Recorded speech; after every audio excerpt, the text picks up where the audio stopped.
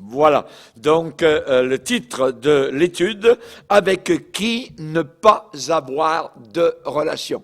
Donc c'est le côté négatif, voyez, pour que nous puissions bien comprendre. On va les lire dans 1 Corinthiens chapitre 5, c'est la deuxième partie de cette étude. 1 Corinthiens chapitre 5 et le verset donc 9. 1 Corinthiens chapitre 5 verset 9. Je vous ai écrit dans ma lettre de ne pas avoir des relations avec les impudiques, non pas d'une manière absolue, c'est-à-dire totale, avec les impudiques de ce monde, ou avec les cupides et les ravisseurs, ou avec les idolâtres. Autrement, il vous faudrait sortir du monde. Mais maintenant, ce que je vous ai écrit, c'est de ne pas avoir des relations avec quelqu'un qui, se nommant frère, est impudique, ou cupide, ou idolâtre, ou outrageux, ou ivrogne, ou ravisseur, de ne pas même manger avec un tel homme. Qu'ai-je en effet à juger ceux du dehors, n'est-ce pas ceux du dedans que vous avez à juger? Pour ceux du dehors, en dehors de l'Église, Dieu les juge. Ôtez le méchant du milieu de vous. Amen. Voilà, c'est le texte. Nous allons demander au Seigneur de bénir sa sainte parole. Seigneur, nous sommes devant toi et combien nos cœurs sont émus par ta présence, par tant de bonté que tu as envers nous. Tu nous enseignes, tu nous diriges, Seigneur, et nous sommes venus dans ta maison pour recevoir tes instructions. Tu as dit toi-même, recevez mes instructions. Nous voulons prendre ton joug sur nous, car ton joug est doux et léger. Nous te bénissons, Seigneur, pour toutes les fois où tu nous as consolés, où tu nous as fortifiés, où tu nous as enseignés. Tu ne nous as pas rejetés, Seigneur, mais tu nous as accueillis. Merci pour tant d'amour. Mais aide-nous, Seigneur, à avoir particulièrement du discernement à l'intérieur du corps de Christ, de l'Église. Dans le nom puissant de Jésus-Christ, nous prions ces choses. Amen. Et tout le peuple dit Amen. Gloire à Dieu. On peut s'asseoir, frères et sœurs. Alléluia. Gloire à Dieu. Ici, l'apôtre Paul, donc, pour faire un résumé de la première étude, on va dire, pour quelles raisons devrions-nous exclure quelqu'un, donc, de l'Église. Donc, nous sommes en train de voir des motifs, des raisons d'exclusion. C'est une question très importante. Et Paul en parle ici. Donc, il nous donne les catégories de personnes avec qui nous ne devons pas avoir de relation. Voyez? Donc, quelqu'un qui se nommant frère. C'est-à-dire quelqu'un qui se dit chrétien, qui a une Bible, qui a le langage du chrétien, mais qui en même temps, donc, est impudique, ou avare, ou idolâtre, ou outrageux, ou ivrogne, ou même voleur, ravisseur. De ne pas même manger avec une telle personne, même s'il se nomme frère. Voyez? Donc, c'est cela qui est très important. Et nous avons vu, évidemment, donc, deux catégories de personnes dans la première leçon. Ceux qui sont impudiques, c'est-à-dire indécents, qui sont débauchés. Donc, eh bien, nous ne devons pas avoir de relation avec ces gens-là. Et s'ils persistent à l'intérieur de l'Église, nous devons donc les exclure. Ce que Dieu veut, c'est notre pureté. Il veut que l'on marche droitement, qu'il n'y ait ni impudique, donc ni profane, donc parmi nous. Nous avons vu cela. Ensuite, on a vu la deuxième catégorie de personnes, ce sont les cupides, particulièrement. Et aujourd'hui, nous allons aller vers une autre catégorie de personnes, donc les ravisseurs. Les ravisseurs. Ne pas même manger avec de telles personnes, c'est-à-dire des voleurs. des gens qui se disent chrétiens, qui se disent enfants de Dieu, et qui en même temps, donc, sont des pillards, sont des détrousseurs de personnes, des escrocs, voyez. On a vu des personnes, et même parfois des pasteurs, voyez, dire, Dieu m'a dit que vous deviez me donner votre voiture, ou que je sois. C'est des voleurs, voyez. Donc, des choses semblables, nous ne devons pas avoir de relation, pas même manger avec de telles personnes. C'est-à-dire des filous, des rapaces, des requins, voyez, qui se disent chrétiens. Donc, c'est à exclure ces gens-là de la communion fraternelle, de ne pas même manger avec une telle catégorie de personnes. Ce sont des gens qui usurpent, donc, sans ménagement, parfois des avantages matériels. De telles personnes ne doivent pas avoir de place à l'intérieur de l'Église. N'oublions pas que le Seigneur, dans son Église, c'est lui qui voit aussi à tout ce qui se passe, et il est décrit dans les églises de l'Apocalypse comme celui qui a des yeux de flamme. C'est-à-dire, évidemment, donc, devant lui, tout est, je dirais, ouvert. Il voit, évidemment, donc, quels sont les cœurs, le genre de cœur de ces personnes qui sont à l'intérieur de son Église. On va lire un passage dans le psaume 50 qui nous parle de cela, donc, puisqu'on est dans la catégorie des voleurs. On va lire au psaume 50. Ici, donc, évidemment, ces gens-là, les voleurs, ce sont des méchants, et Dieu parle aussi aux méchants. Psaume 50, verset 16. Psaume 50, verset 16. Et Dieu dit aux méchants, quoi donc? Tu énumères mes lois. N'oublions pas que ce sont des gens qui se disent chrétiens, qui se disent frères. Voyez, quoi donc? Tu énumères mes lois, donc, et tu as mon alliance à la bouche. Toi qui hais les avis, les conseils, et qui jettes mes paroles derrière toi. Si tu vois un voleur, tu te plais avec lui. Ça veut dire la personne est très bien, donc, avec cette catégorie de personnes qui sont normalement, donc, que l'on doit exclure de l'Église, des voleurs. Si tu vois un voleur, tu te plais avec lui, et ta part est avec les adultères. Imaginez, c'est encore pire, voyez. Tu livres ta bouche au mal, et ta langue est un tissu de tromperie. Tu t'assieds et tu parles contre ton frère. Tu diffames le fils de ta mère. Voilà ce que tu as fait, et je me suis tu. Si Dieu dit, j'ai pas parlé, et tu t'es imaginé que je te ressemblais.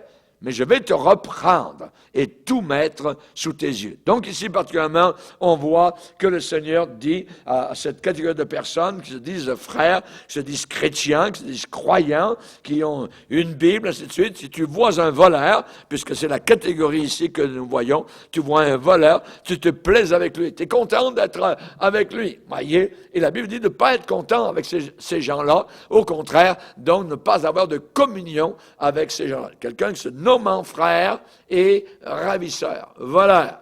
Et n'oublions pas que le Seigneur dit qu'ils n'ont pas même de place dans le ciel. Il n'y a aucun voleur, donc, qui vont au ciel. Ensuite, eh bien, ce que nous voyons, eh bien, ce sont une autre catégorie de personnes, ce sont les idolâtres. Les idolâtres, voyez. Imaginez, être idolâtre, c'est une raison valable pour l'exclusion de l'Assemblée. Quelqu'un qui est idolâtre, voyez. Donc, la Bible dit exactement donc cela, voyez. C'est quoi l'idolâtre? Idolâtre, ça veut dire païen. Quelqu'un peut être se nommant frère, est un vrai païen. Paganisme, on parle parfois en Afrique d'animisme, les animistes, voyez, il y a certaines assemblées qui sont remplies d'animistes, voyez, assemblées chrétiennes, remplies d'animistes, de fétichisme, ainsi de suite, voyez. Donc, c'est à exclure de l'assemblée chrétienne. Il y a un passage dans le prophète Osée, au chapitre 4, il est dit « Éphraïm est attaché à ses idoles, laissez-le. Laissez-le. » Donc ça veut dire, n'ayez aucune relation avec ça. Il est un idolâtre, voyez. L'idolâtrie, voyez, c'est quoi l'idolâtrie? L'idolâtre, ça vient de deux mots grecs, l'un qui veut dire image, voyez, eidolon, qui veut dire image, et latrewain, qui veut dire servir. Voyez, idolâtre, latrewan, voyez, qui a fait idolâtre en français. Ça veut dire servir une image, servir donc une statue. C'est quoi l'idolâtrie? Et souvent la Bible condamne au plus haut point l'idolâtrie. C'est une personne ou une chose à laquelle on prodigue des honneurs, on honore, on élève. Voyez, une idolâtrie, c'est toujours quelque chose qui passe avant Dieu, au-dessus de Dieu. Voyez, en premier, avant le Seigneur. C'est ça l'idolâtrie. Et Dieu n'acceptera jamais de prendre la deuxième place devant donc une idole. Jamais. Il a dit quoi? Il a dit chercher premièrement le royaume de Dieu et sa justice. Donc il y a des premièrement et il y a des deuxièmement. Un idolâtre, c'est quelque chose qui, la personne peut se dire chrétien, mais il y a autre chose qui passe avant le Seigneur, c'est son idolâtrie. Ça peut être une personne, ça peut être une chose, ça peut être donc une situation. C'est une personne ou une chose que l'on aime avec une sorte de culte, avec une sorte d'adoration, voyez. Et n'oubliez pas, donc, que c'est un motif non seulement d'exclusion de l'Assemblée, mais du ciel. Mais du ciel. Il n'y a aucun idolâtre, donc, au ciel. Et je vais vous le montrer, voyez, on va le lire, si vous voulez bien, dans Apocalypse. Apocalypse, chapitre, à la dernière page de votre Bible. À la dernière page de votre Bible, Apocalypse chapitre 22, il est dit ici, verset 15, dehors. Vous voyez, ça veut dire dehors du ciel, en dehors. Dehors, les chiens. Ça veut dire, on ne parle pas ici des petits animaux, on parle des gens qui vivent comme des chiens, comme des animaux. Vous voyez, dehors les chiens, les enchanteurs, on parle ici d'occultisme, les impudiques, sexuels, les meurtriers, ceux qui tuent les autres, ou qui se tuent, voyez, par suicide. Saviez-vous qu'aux États-Unis, par exemple, l'an passé, le nombre de suicidés qui est en train d'augmenter, qui a augmenté de 25% cette année. Imaginez. Et l'année passée, c'était plus de 45 000 personnes suicidées. C'est quelque chose d'inimaginable. Pensez à une ville de 40 000 habitants, voyez, qui disparaît totalement. Ça s'en va cette année vers le 50 000, voyez, qui vont donc, en 2018, qui vont donc se suicider aux États-Unis. C'est terrible. Et la Bible appelle ces gens-là des meurtriers. Parce que non seulement un meurtrier, c'est quelqu'un qui tue quelqu'un d'autre, mais un meurtrier aussi peut se tuer soi-même. Voyez, et il n'y a aucun meurtrier qui va au ciel. Voyez. Donc, vous voyez les catégories ici, dehors. Qui sera en dehors du ciel? Les chiens, les enchanteurs, les impudiques, les meurtriers, les idolâtres. Et nous y sommes.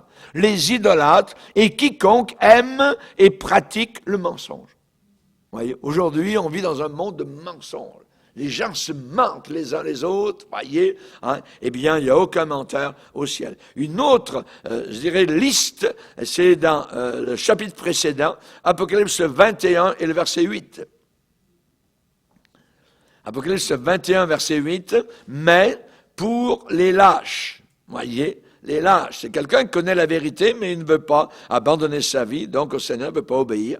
Mais pour les lâches, les incrédules, ceux qui ne croient pas à Jésus, les abominables, on parle toujours d'abominables sexuels, les meurtriers, les impudiques, les enchanteurs, les idolâtres, encore là, vous voyez, les idolâtres, et tous les menteurs, leur part sera dans l'étang ardent de feu et de soufre, ce qui est la seconde mort. Voyez, donc ils vont en enfer. Toutes ces catégories de personnes, donc, ne vont pas au ciel, mais seront exclues, donc, du ciel. Voyez. Donc, ce que nous voyons ici, là, particulièrement, c'est donc un motif très grand. S'il y a quelque chose dans ta vie qui passe avant Dieu, voyez, tu es un idolâtre. Voyez. Ça peut être, c'est pour ça que le Seigneur dit, par exemple, si quelqu'un aime son père ou sa mère plus que moi, donc il y a un niveau d'amour. Voyez, si j'aime plus mon père, ma mère ou même mes enfants, plus que Dieu, je suis un idolâtre. Qu'est-ce que j'idolâtre? Eh bien, mon père et ma mère ou mes enfants. Oui, c'est le sujet de mon idolâtrie. Donc, il faut que Dieu passe en premier. Ça ne veut pas dire que Dieu ne dit pas d'aimer mon père et ma mère ou d'haïr mes enfants, mais il faut que Dieu passe en premier. Il doit passer avant donc les liens familiaux. Oui. Donc, c'est ce que le Seigneur demande et réclame. On va le lire, si vous voulez bien, particulièrement dans Matthieu, chapitre 10. Matthieu, chapitre, c'est ça, 10.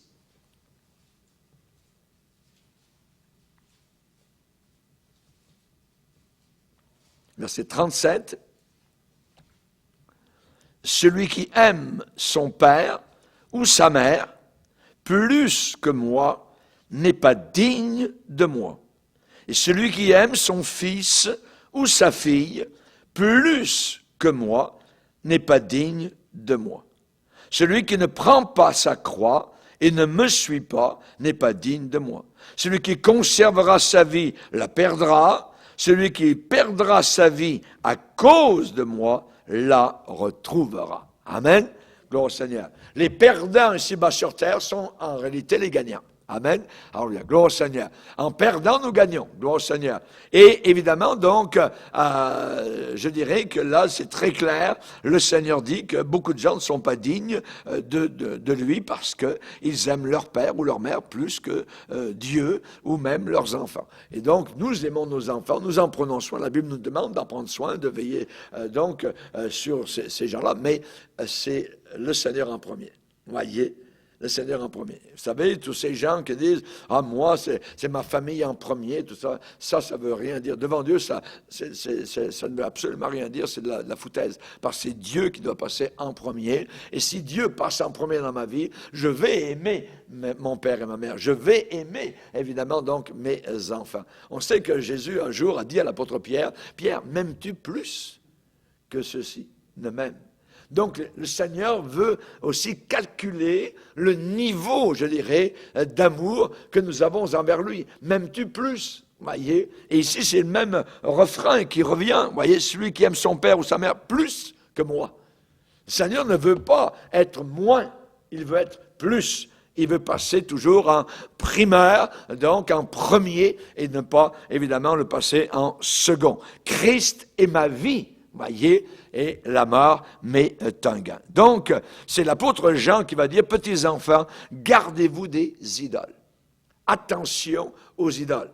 Voyez, on se rappelle, le peuple d'Israël sortant d'Égypte, voyez, avec la présence de Dieu, avec l'amour de Dieu, avec un Moïse en train de les conduire, eh bien, ils sont devenus rapidement idolâtres. Voyez, avec le veau d'or, ils ont dit, demain, il y aura une fête en l'honneur de l'Éternel. En réalité, ils ont voulu se divertir. C'est un divertissement, évidemment, très malsain, qui a amené des centaines de morts dans le camp, donc, d'Israël, où Dieu a dû juger. Ils ont fait un veau en or, vous vous rappelez l'histoire, on n'ira pas dans les détails. Voyez, ils se sont mis, donc, à adorer. Et ils ont dit, c'est ce veau qui nous a fait sortir du pays, donc, d'Égypte. Idolâtrie totale, complète. Voyez, et on voit évidemment que le Seigneur ne veut pas des choses semblables. Donc, une idole, c'est ce qui prend la place de Dieu.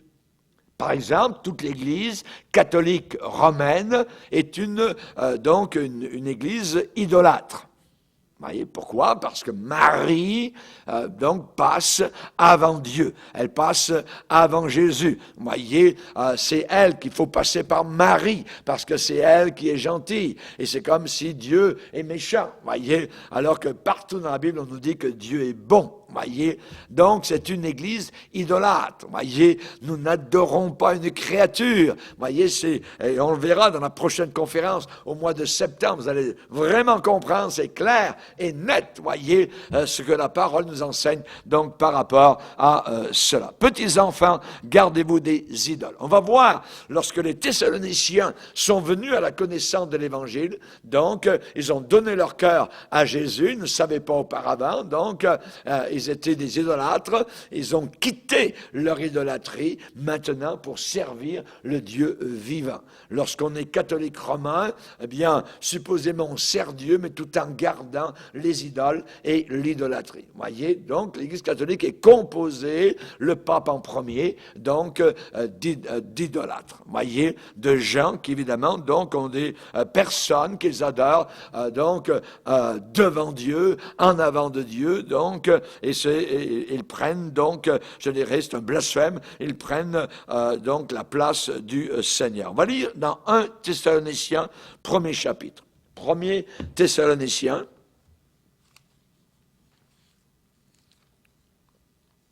premier chapitre, et ici donc, au verset 9, on voit évidemment le cheminement de ces gens, donc après avoir entendu la parole de Dieu, après s'être donné à Jésus, avoir eu leurs péchés pardonnés. Eh bien, au verset 9, il est dit, on raconte, c'est Paul qui dit ça, on raconte à notre sujet quel accès nous avons eu auprès de vous et comment vous vous êtes convertis à Dieu. Alors, comment est-ce que l'on se convertit à Dieu? Voyez, quel est, je dirais, l'effet de s'être converti à Dieu? Bien, il est dit ici, premièrement, en abandonnant les idoles.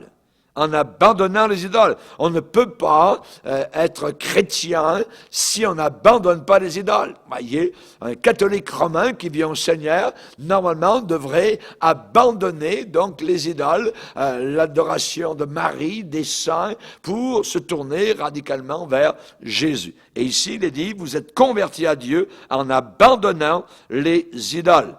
Et ensuite, pour servir le Dieu vivant et vrai. Et troisièmement, pour attendre des cieux son Fils, qu'il a ressuscité des morts, Jésus, qui nous délivre de la colère à venir. Amen.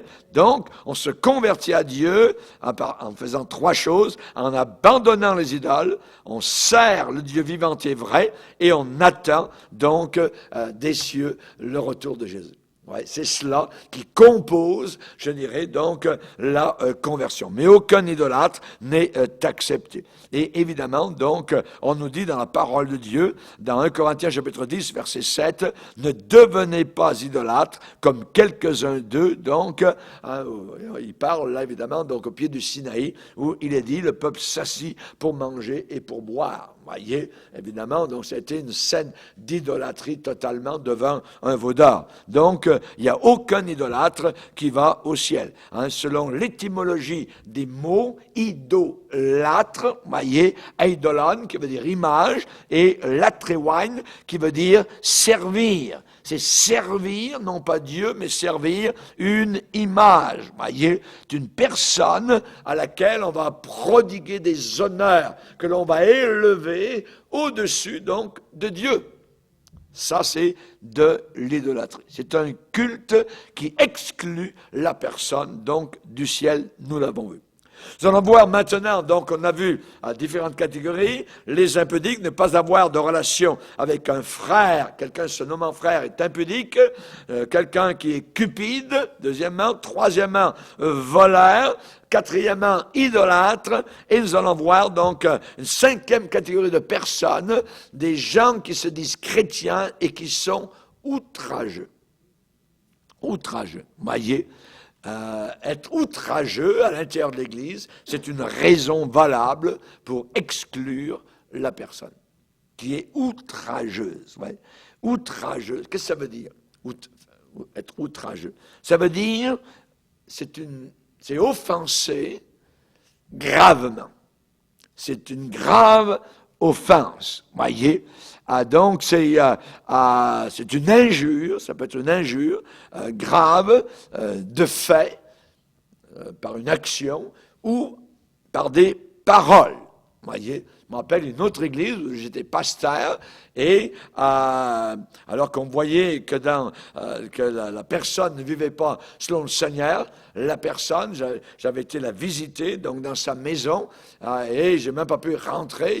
La personne directement, j'étais dans la rue, tout ça, et elle me dit n'allez pas plus loin qu'ici, tout ça, et en me disant sortez d'ici, chien sale.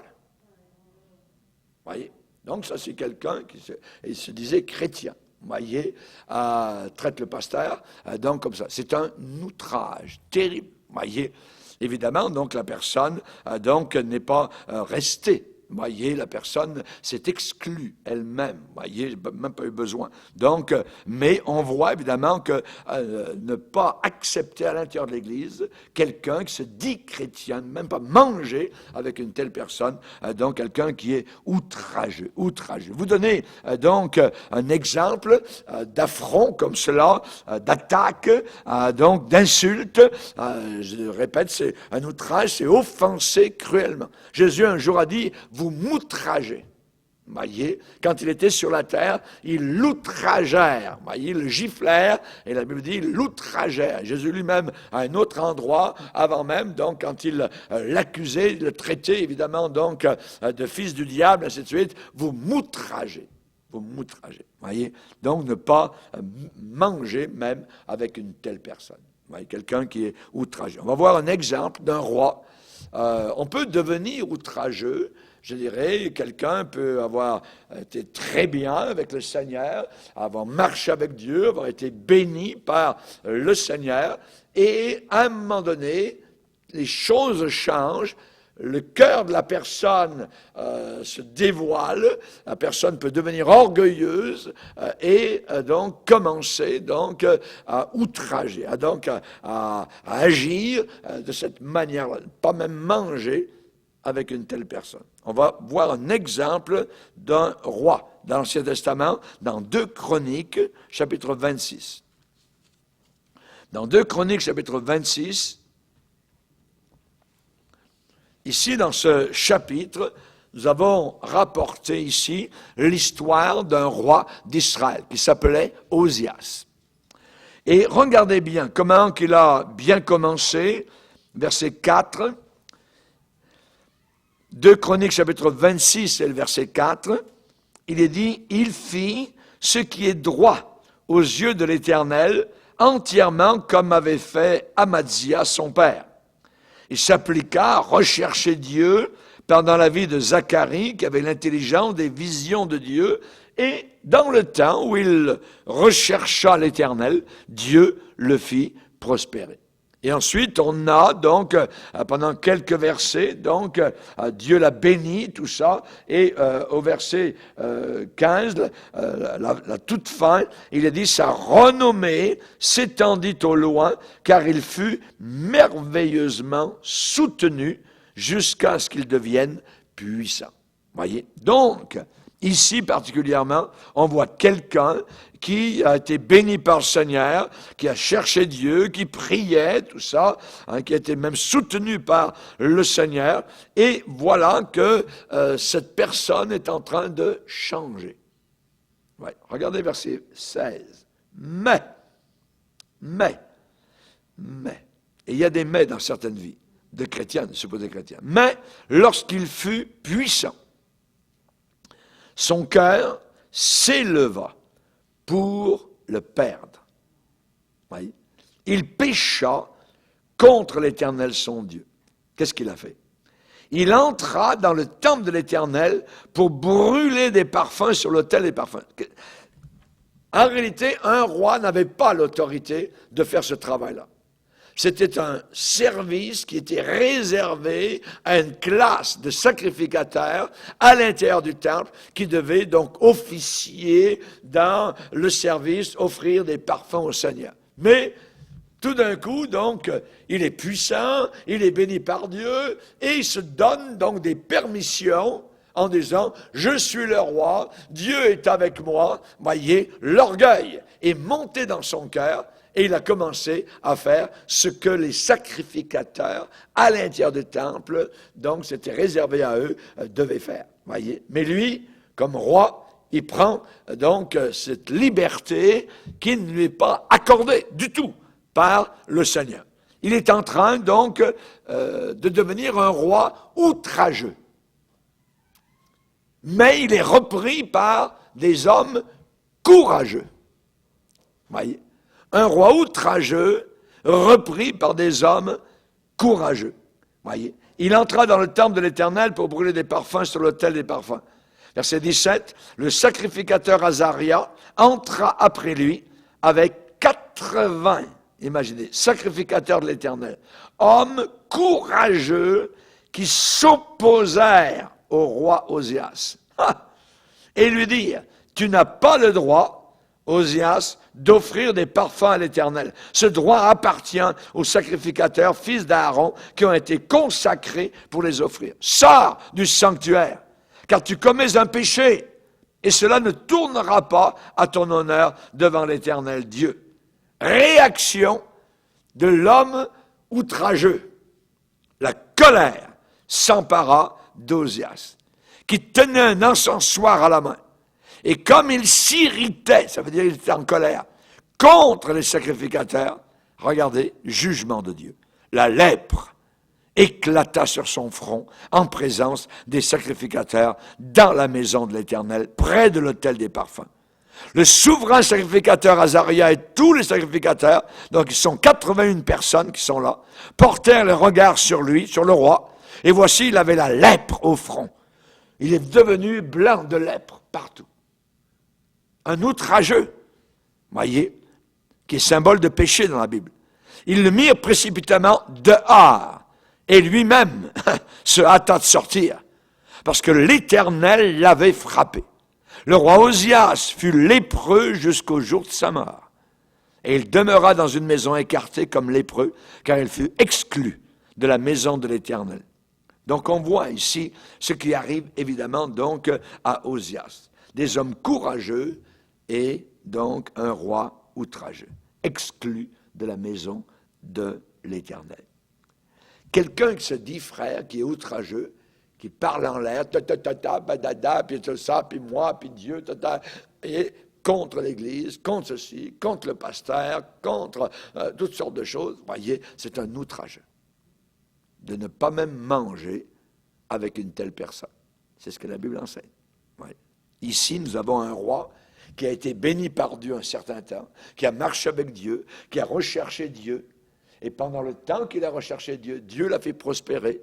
Mais lorsqu'il fut puissant, lorsque le pouvoir a été entre ses mains, il est devenu orgueilleux. Et l'orgueil a amené donc cet homme à devenir outrageux.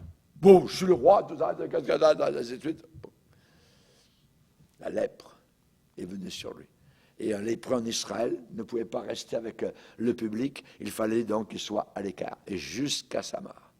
Jusqu'à sa mort. Exclu de la maison de l'Éternel. Oui, outrage.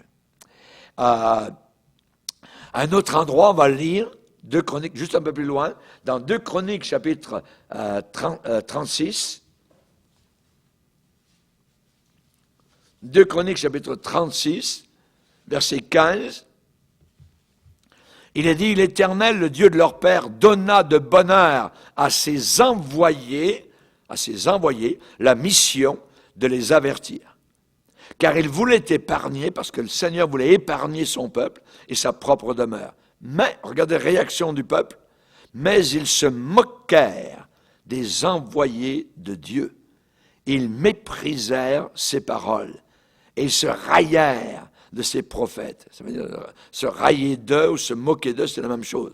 Ils se raillèrent de ses prophètes jusqu'à ce que la colère de l'Éternel contre son peuple devint sans remède.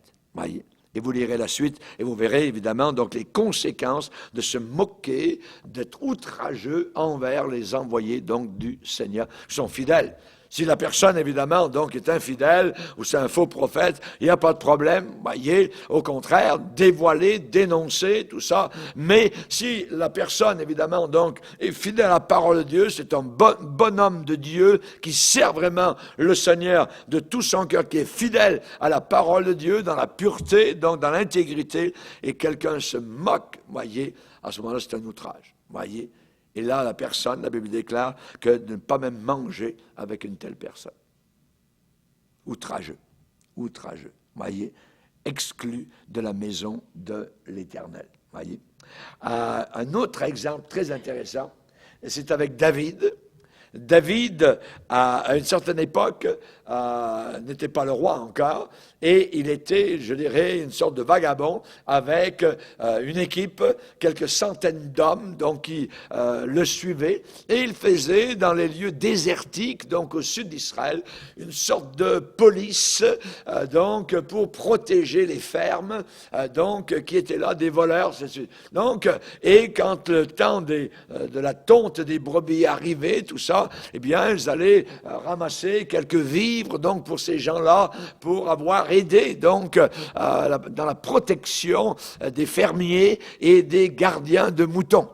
Et ce qui est arrivé un jour, c'est que David a envoyé chez un grand fermier, donc, ses envoyés en disant tu pourrais peut-être nous donner quelque chose, quelques vivres, tout ça. Nous avons été bons pour toi. Nous avons protégé tes bergers des voleurs. Tout ça, donc, c'est maintenant donc l'époque de la récolte, hein, donc, le fermier s'appelait Nabal. Et on va le lire, c'est très intéressant. C'est un outrageux aussi, vous voyez, Nabal. Vous allez voir ce que Dieu fait avec les outrageux. Dans 1 Samuel 25. 1 Samuel 25, verset 9.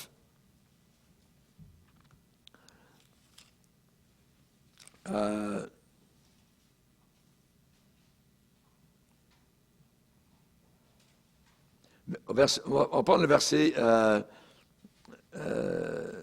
4, on va continuer pour voir le contexte. David apprit au désert que Nabal, donc un grand fermier, des milliers donc de brebis, de grands troupeaux, David apprit au désert que Nabal tondait ses brebis. Il envoya vers lui 10 jeunes gens auxquels il dit « Montez à Carmel et allez auprès de Nabal. Vous le saluerez en mon nom et vous lui parlerez ainsi. Pour la vie, sois en paix, et que la paix soit avec ta maison. Shalom, shalom. » Voyez, et tout ce qui t'appartient. Et maintenant, j'ai appris que tu as les tondeurs. Alors, tes bergers ont été avec nous. Nous ne leur avons fait aucun outrage, et rien ne leur a été enlevé pendant tout le temps qu'ils ont été à Carmel. Demande-le à tes serviteurs, et ils te le diront. Que ces jeunes gens, donc, que David envoie, trouvent donc grâce à tes yeux, puisque nous menons dans un jour de joie. Donne donc, je te prie, à tes serviteurs et à ton fils David, ce qui se trouvera sous ta main. Regardez les réactions. Lorsque les gens de David furent arrivés, ils répétèrent à Nabal toutes ces paroles au nom de David. Puis ils se turent. Donc ils attendent la réponse du grand fermier, Nabal. Verset 10, Nabal répondit aux serviteurs de David. Qui est David et qui est le fils d'Isaïe? Il y a aujourd'hui beaucoup de serviteurs qui s'échappent d'auprès de leur maître. Et je prendrai mon pain, mon eau et mon bétail que j'ai tué pour mes tondeurs et je les donnerai à des gens qui sont je ne sais d'où. Les gens de David rebroussèrent chemin et s'en retournèrent et redirent à leur arrivée toutes ces paroles à David. Alors David dit à ces gens que chacun de vous saigne son épée. David part en guerre. Ils saignèrent son épée, chacun leur épée. David aussi saignit son épée et environ 400 hommes montèrent à sa suite. Il en resta 200 près des bagages. Un des serviteurs de Nabal vint dire à Abigaïl, son épouse, femme de Nabal. Voici, David a envoyé du désert des messagers pour saluer notre maître, qui les a rudoyés. En réalité, il les a outragés. Et pourtant, ces gens ont été très bons pour nous. Ils ne nous ont fait aucun outrage. Et rien ne nous a été enlevé tout le temps que nous avons été avec eux lorsque nous étions dans les champs. Ils nous ont, nuit et jour, servi de muraille. Tout le temps que nous avons été avec eux, ils nous ont protégés. Faisant peur, on était en train de faire paître les troupeaux. Sache maintenant et vois ce que tu as à faire, car la perte de notre maître et de toute sa maison est résolue. Et il est si méchant qu'on ose lui parler. On n'ose même pas lui parler. Regardez verset 21, David avait dit, verset 21, « C'est bien en vain, pour rien, que j'ai gardé tout ce que cet homme a dans le désert, et que rien n'a été enlevé de tout ce qu'il possède. Il m'a rendu le mal pour le bien. Que Dieu traite son serviteur David dans toute sa rigueur, si je laisse subsister jusqu'à la lumière du matin qui que ce soit de tout ce qui appartient à Nabal. » David est prêt à foncer à la guerre. Regardez ce qui va arriver. Sa femme, la femme de Nabal, apprend que David arrive avec ses hommes. Et elle charge donc des ânes avec des vivres, beaucoup de vivres. Et elle s'en va au-devant de David. Et elle va apaiser David. Voyez, elle est très sage. Voyez, regardez, verset 32. David dit à Abigail, « Béni soit l'Éternel, le Dieu d'Israël, qui t'a envoyé aujourd'hui à ma rencontre. Béni soit ton bon sens, et béni sois-tu, toi qui m'as empêché en ce jour de répandre le sang et qui as retenu ma main. Mais l'Éternel, le Dieu d'Israël, qui m'a empêché de te faire du mal est vivant. Et si tu ne te fusses hâté de venir au-devant de moi, il ne serait resté qui que ce soit à Nabal, d'ici à la lumière du matin. » Et David prit de la main d'Abigail ce qu'elle lui avait apporté et lui dit, « Monte en paix dans ta maison. Vois, j'ai écouté ta voix et je t'ai favorablement accueilli. » Ce qui arrive, c'est que David et ses hommes sont outragés. Vous voyez, normalement, ça se passait qu'ils gardaient un peu, donc protéger les troupeaux qui étaient dans la région, tout ça, et lors de la récolte, donc ils avaient une sorte de dû, vous voyez, de vivres, des vivres pour manger, ainsi de suite. Mais lui, Nabal, dit, « David, c'est qui ça? » Vous voyez, et puis il se moque, littéralement. Regardez ce qui va arriver. Et c'est Dieu qui va agir. Verset 36. Abigail arriva auprès de Nabal. Donc, elle revient auprès de son mari. Et voici, il faisait dans sa maison un festin, comme un festin de roi. Il avait le cœur joyeux, et il était complètement dans l'ivresse. Il était sous. Elle ne lui dit aucune chose, petite ou grande, jusqu'à la lumière du matin. Mais le matin, l'ivresse de Nabal s'étant dissipée, sa femme lui raconta ce qui s'était passé. Le cœur, regardez, le cœur de Nabal reçut un coup mortel et devint comme une pierre. Il fait une apoplexie. Le cœur de Nabal reçut un coup mortel quand il apprend ce qui vient de se passer et il devient comme une pierre. Et environ 10 jours après, l'Éternel frappa Nabal et il mourut. David apprit que Nabal était mort et il dit « Béni soit l'Éternel qui a défendu ma cause dans l'outrage que m'a fait Nabal et qui a empêché son serviteur de faire le mal. L'Éternel a fait retomber la méchanceté de Nabal sur sa tête. » Donc nous voyons ici donc Dieu a veillé donc sur David qui était prêt à les tuer, mais c'est Dieu qui a jugé. Et de toute façon, Nabal a été jugé et il est mort, voyez, donc par rapport à cet outrage qui a été terrible, donc qui a été fait à David. Voyez. Donc, la Bible dit, si quelqu'un se nommant frère se nommant frère, c'est ça, c'est des soirs. Dans le monde, il y a des outrageux partout. Mais à l'intérieur, quelqu'un qui se nomme en frère est outrageux de ne pas même manger avec une telle personne. Et c'est un sujet d'exclusion. Voyez? Donc, ça veut dire quoi? Quelqu'un qui injure. Un outrage, c'est une injure grave. Voyez? C'est un tort qui est fait. C'est un dommage. C'est porter atteinte à la réputation. Voyez? C'est une atteinte à l'honneur, une atteinte à la dignité de quelqu'un. Jésus a dit, vous m'outragez. Voyez? À un certain moment donné, où il disait n'importe quoi à son sujet. Donc, c'est offenser cruellement. Donc, ne pas même avoir de relation donc, avec, nous l'avons vu, donc c'est la 5e catégorie, les impudiques qui se disent frères, les cupides qui se disent frères, les voleurs qui se disent frères, les idolâtres qui se disent frères, les outrageux qui se disent frères, ne pas même manger avec ces gens-là. Et nous allons voir une autre catégorie maintenant de personnes, ce sont les ivrognes. Voyons donc, à l'intérieur de l'Église, des ivrognes, nous bénissons le Seigneur de ce que dans notre Église, nous n'avons pas d'ivrogne. Voyez, mais il y a certaines églises où il y a des gens qui sont devenus chrétiens et glou, glou, glou, ils picolent. Voyez, ils sont pris par l'alcool. Ils sont ivrognes. Voyez, donc c'est une raison valable pour l'exclusion. Voyez, on parle d'un soulard, d'un buveur. Voyez, verre vide, je te remplis, verre plein, je te vide. Voyez, glou, glou, glou, voyez, hein, et nous devons faire très attention, donc, dans les rencontres chrétiennes vis-à-vis, donc, de l'alcool. L'alcool finit par exclure quelqu'un de l'assemblée, voyez. Donc, nous avons besoin de voir cela. Nous avons connu, moi et mon épouse, un pasteur avec qui on a une très bonne relation, mais on avait remarqué qu'à sa table, ça coulait bien, voyez.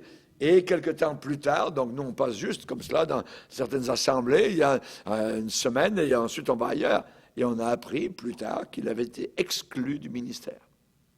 Parce que c'était plus grave que ce qu'on pensait. Mais André a dit, je ne suis pas étonné, voyez. Parce qu'en passant, on avait remarqué donc cette chose-là. Et ça, c'est quelque chose, donc, il faut faire très, très attention. On va lire, donc, pourquoi les « ah », pourquoi les « hélas ». On va le lire dans Proverbe, on va le relire, voyez, Proverbe 23. Proverbe 23, le verset 29. La question est posée ici, pour qui les « ah » ? Pour qui les « hélas » ? C'est bien dommage. Ah oui, mais... Hein? Pour qui les disputes ? Pour qui les plaintes ? Pour qui les blessures sans raison ? Pour qui les yeux rouges ?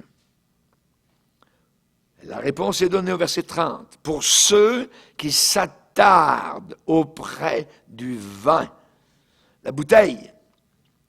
Pour ceux qui vont déguster du vin mêlé, un cocktail.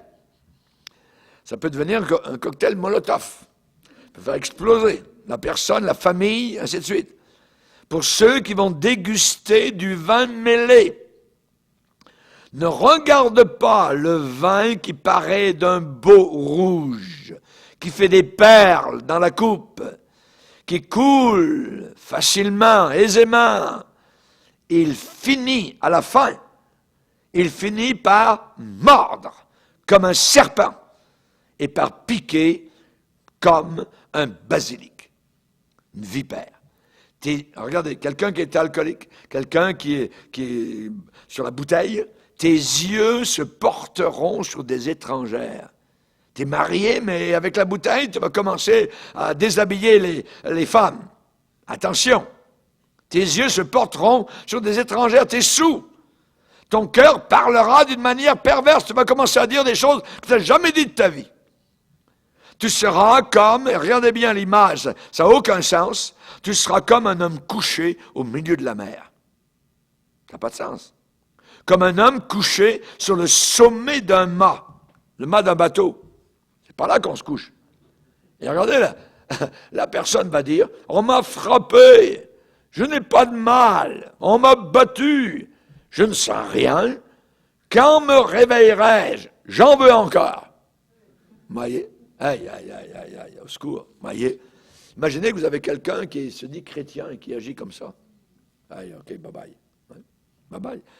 Moi, j'ai vu des gens, vous voyez, qui se disaient chrétiens, surtout quand on travaillait avec les Indiens. Vous voyez, un jour, il y avait quelqu'un à la porte de l'église, tout ça, puis il y avait une vitre, tout ça, donc je voyais l'extérieur.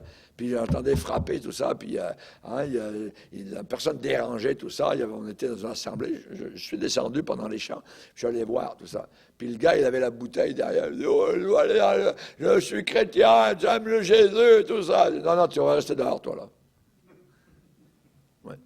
Ah non, non. On ne peut pas, évidemment, introduire à l'intérieur de l'Assemblée quelqu'un qui est comme cela, alcoolique. Vous voyez? Ça n'a aucun sens. On ne peut pas même manger avec une telle personne. Vous voyez? Je vais vous donner la raison aussi pourquoi il y a beaucoup de prostitution. Et parfois, il y a dans les familles des problèmes, donc avec les belles-filles, ainsi de suite, tout ça. Il y a 3 raisons. Et la Bible nous donne la vérité, le point juste. On va le lire, si vous voulez bien, dans Osée chapitre 4. Osée chapitre 4. Donc, c'est dans les petits prophètes. Osée chapitre 4 et le verset 11. Osée chapitre 4, verset 11. Il y a 3 choses qui font perdre le sens. 1, la prostitution. 2, le vin, et 3, le mou, c'est-à-dire le vin qui est en train de fermenter. Voyez? La prostitution et l'alcool font perdre le sens. Mon peuple consulte son bois, et c'est son bâton qui lui parle. Car l'esprit de prostitution, qu'est-ce que ça fait? Ça égare. Et ils se prostituent loin de leur Dieu. Ils sacrifient sur le sommet des montagnes, ils brûlent de l'encens ou du cannabis, ou quoi que ce soit, sur les collines, sous les chênes, les peupliers, les térébinthes, dont l'ombrage est agréable. Regardez bien ce qui suit. C'est pourquoi, c'est la raison pour laquelle vos filles se prostituent et vos belles-filles sont adultères. Je ne punirai pas vos filles parce qu'elles se prostituent, ni vos belles-filles parce qu'elles sont adultères, car parce que eux-mêmes vont à l'écart avec des prostituées et sacrifient avec des femmes débauchées. Le peuple insensé court à sa perte. Ici, nous avons la raison pourquoi, voyez, il y a tellement de débauches dans notre génération et parfois même à l'intérieur de l'Église.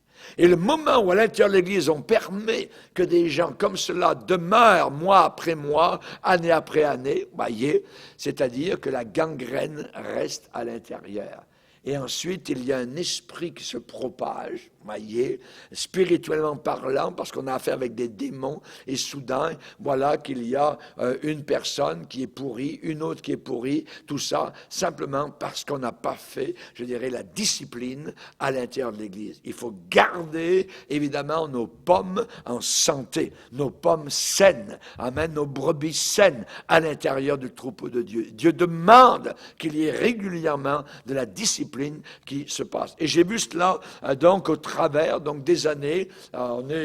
L'Église grandit, tout ça, ça va, tout ça, et tout d'un coup, pof, voyez, une famille, 2, 3 s'en vont, ou une division, on a vu un coup, une trentaine de personnes s'en vont, voyez, l'Église est nettoyée comme un plat. Je dis, voyons, là, on est comme un arbre qui a été émondé, on est comme tout nu, tout ça, il y a quasiment plus personne, mais c'est le Seigneur qui a fait le ménage. Il a fait le ménage. Voyez, et nous devons, évidemment, je dirais, remercier le Seigneur.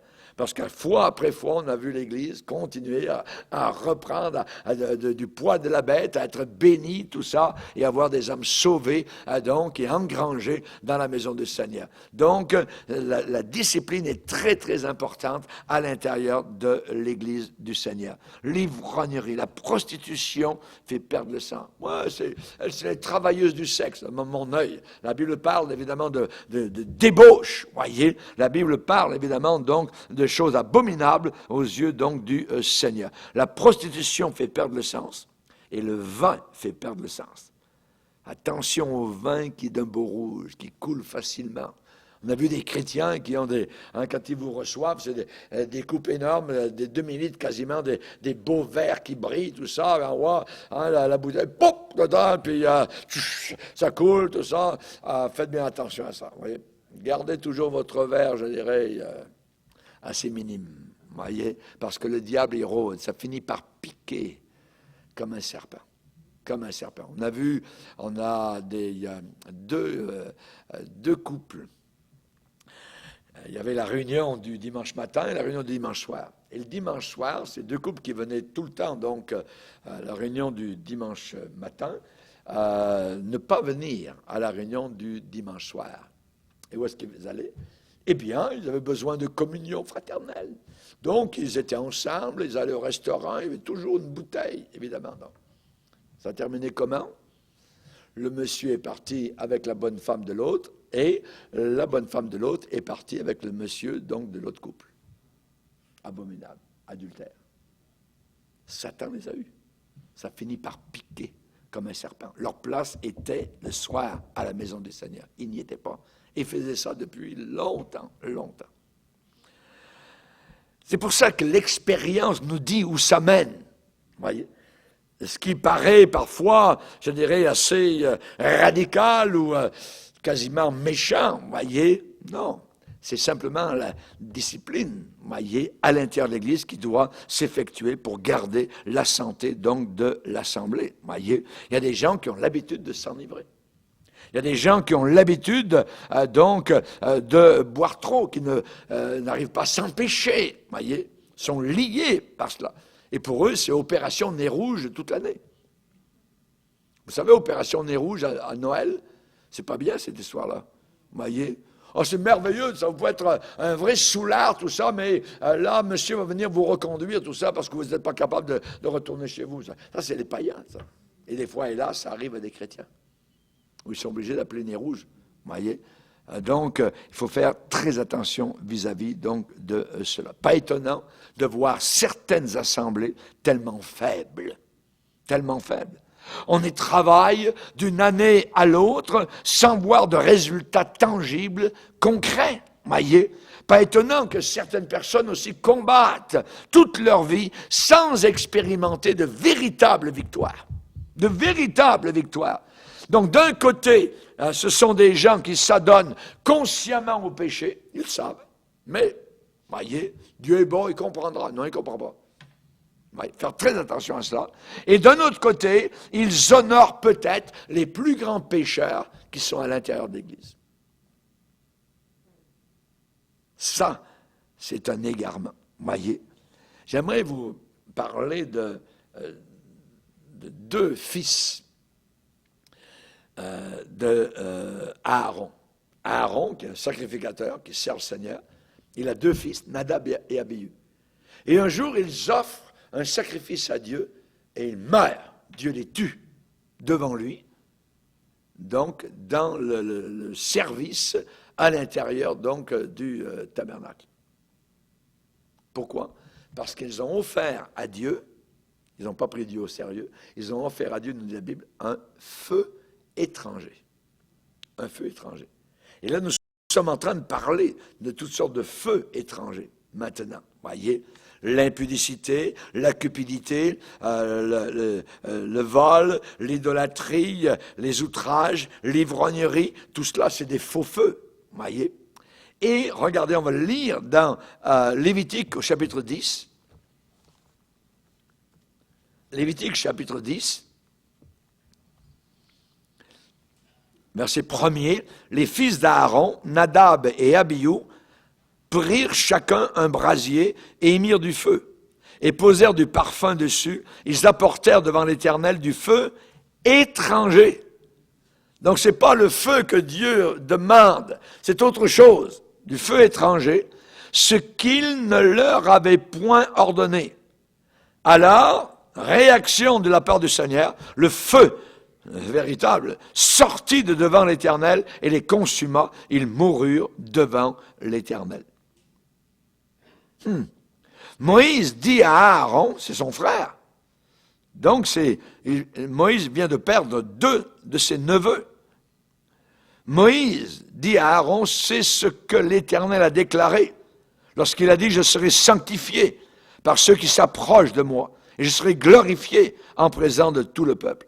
Aaron garda le silence. Le papa qui vient de perdre ses 2 fils garde le silence. Oui.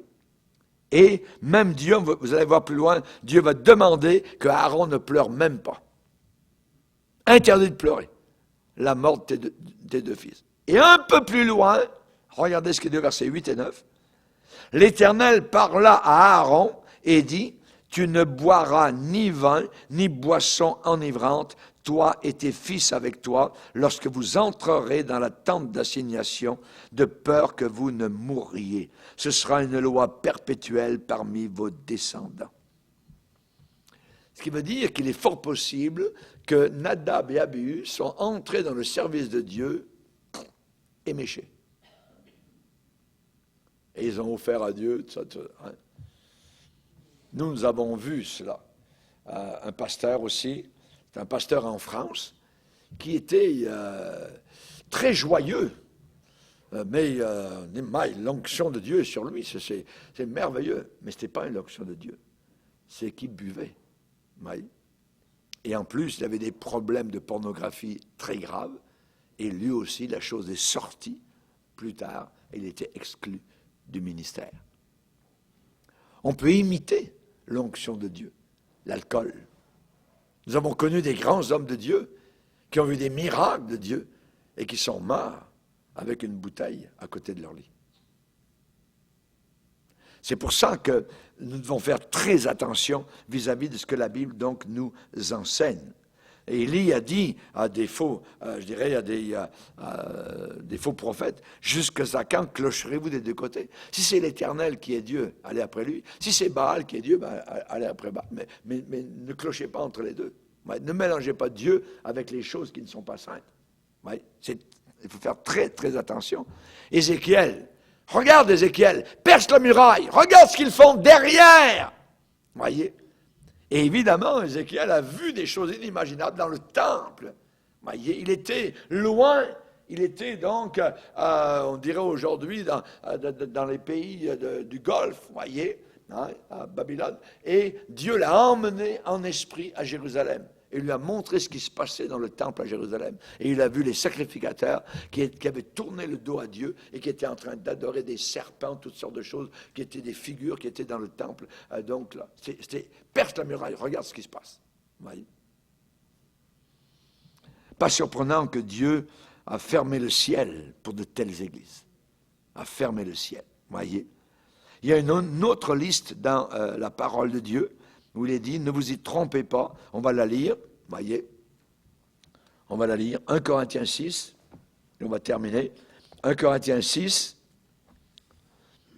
ça commence par, au verset 9 et 10, ne vous y trompez pas. Qu'est-ce que ça veut dire, ne vous y trompez pas? Ça veut dire que vous pourriez faire une erreur. Vous pourriez vous méprendre. Vous pourriez passer à côté de la volonté de Dieu. Ne vous y trompez pas, faites pas d'erreur.